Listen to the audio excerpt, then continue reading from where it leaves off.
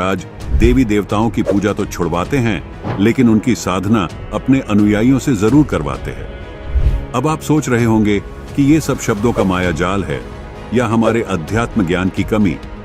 क्या साधना और पूजा अलग अलग है? बिल्कुल। साधना और पूजा दोनों में बहुत फर्क है। इसी फर्क को न समझ पाने के कारण संत रामपाल जी महाराज पर यह सवाल उठना शुरू हुआ था।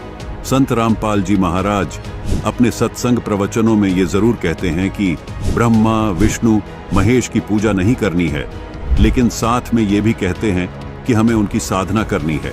आइए आपको साधना और पूजा का भेद समझाते हैं। पूजा, जिसको आप भक्ति भी कह सकते हैं, एक उदाहरण के जरिए आपको समझाते हैं। जैसे हम सबको पता है कि पृथ्वी के अंदर मीठा और शीतल जल है। सवाल ये है कि उसको प्राप्त कैसे किया जा सकता है।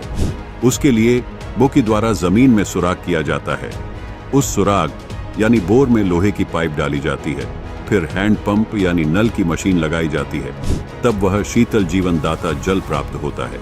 इसलिए हमारा पूज्य जल है। उस जल को प्राप्त करने के लिए प्रयोग किए गए उपकरण तथा प्रयत्न साधना है। यदि हम उपकरणों की पूजा में लगे रहे तो जल प्राप्त नहीं हो सकता। उन उपकरणों के द्वारा पूज्य वस्तु प्राप्त होती है। आपको एक और उदाहरण से समझाते हैं।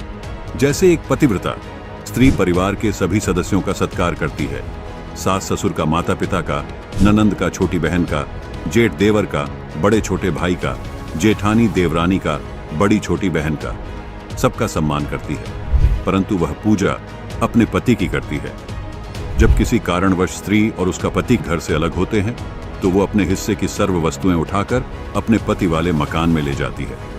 मतलब जो आस्था वो अपने पति में रखती है, वो भाव उसका परिवार के किसी और सदस्यों में नहीं होता, परंतु आदर सबका करती है।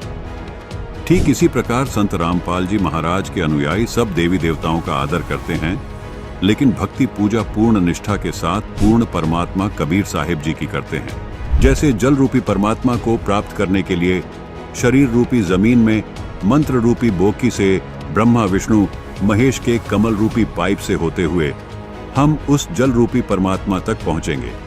उस परमात्मा तक पहुंचने तक मार्ग में जो भी क्रिया हमने की वो साधना कहलाती है। उस क्रिया में ब्रह्मा विष्णु महेश के मंत्र भी शामिल हैं और ज्ञान दान ध्यान हवन प्रणाम यज्ञ भी शामिल है। ये सब हमारी साधनाएं हैं, जिनको करने के बाद हम जल रूपी पूर्ण परमात्मा को प्राप्त कर लेंगे।